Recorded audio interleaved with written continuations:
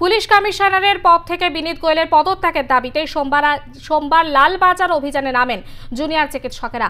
লালবাজারের আগেই তাঁদের আটকায় পুলিশ। এরপর রাস্তায় বসে পড়েন আন্দোলনরত জুনিয়র চিকিৎসকেরা। সময় যত গড়ায় ততই বাড়তে থাকে আন্দোলনের আঁচ। চিকিৎসকরাও অনড়। রাতভর চলে অবস্থান বিক্ষোভ। আজ সকালেও অবস্থান চলে জুনিয়র চিকিৎসকদের।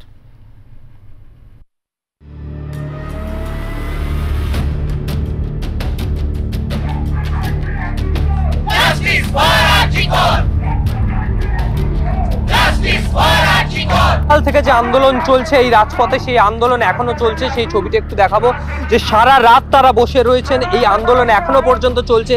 তাদের যে দাবি ছিল সেই দাবিতেই তারা একেবারে অনড়।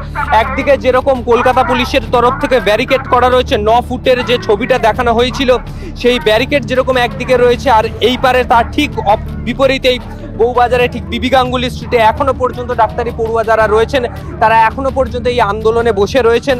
সারা রাত অতিক্রান্ত তারা এই আন্দোলনে রয়েছেন এবং তাদের যে দাবি থাকছে যে একদিকে যেরকম ডেপুটেশন জমা কলকাতা পুলিশ কমিশনারে দেখা করার কথা, সেই দাবিতেই তারা এখনো পর্যন্ত বসে রয়েছেন এবং এরই পাশাপাশি সারা রাত তারা বসে রয়েছেন।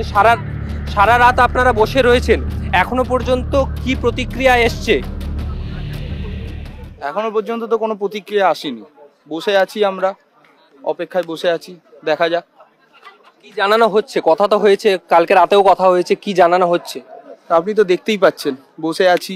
জানানো যদি হয় তাহলে তো আমাদের সামনে, আমাদের তো দাবি পরিষ্কার, সেটা তো সবাই সব জায়গায় বলেইছে, সামনে আসবে, সেটাই হবে। সন্দীপ ঘোষকে গ্রেপ্তার করা হয়েছে, আজকে কোর্ট প্রডিউস রয়েছে জানা যাচ্ছে। এই ব্যাপারে যারা আন্দোলনে রয়েছেন আপনাদের কি মত? এটা তো একটা আংশিক জয় হিসেবে আমরা দেখছি, কিন্তু মেন যে আন্দোলনের ফোকাসটা ছিল সেটা তো আমাদের যে অভয়ার যে যারা ধর্ষক তাদেরকে ধরে গ্রেপ্তার করে শাস্তি দেওয়া, তো সেই জিনিসটা এখন আমরা পাইনি। এটাই এখনো মেন ফোকাস থাকবে। তো ডাক্তাররাই রয়েছে, জুনিয়র ডাক্তার, সিনিয়র ডাক্তারদেরও অনেকেই রয়েছেন, আর সাধারণ মানুষ কিছু আছেন। এছাড়াও অভিনেতা অভিনেত্রীরাও এসেছিলেন। হ্যাঁ, সেটা রাতে হয়তো এসেছিলেন না, আমি তো রাতে ছিলাম না, আমি সকালেই এখন এসেছি। দিন অতিক্রান্ত, গোটা রাত অতিক্রান্ত, এখনো পর্যন্ত আন্দোলনে অনড় আন্দোলনকারীরা। একদিকে গার্ডরেল রয়েছে, বিপরীতে আন্দোলনকারীরা।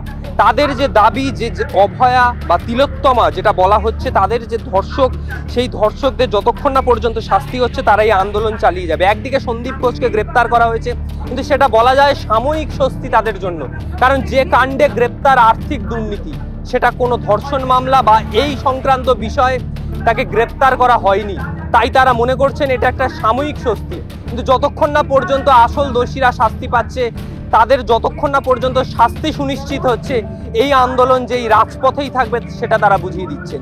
ক্যামেরা বিনয়ের সঙ্গে রিকের প্রতিবেদন, আর প্লাস নিউজ, কলকাতা।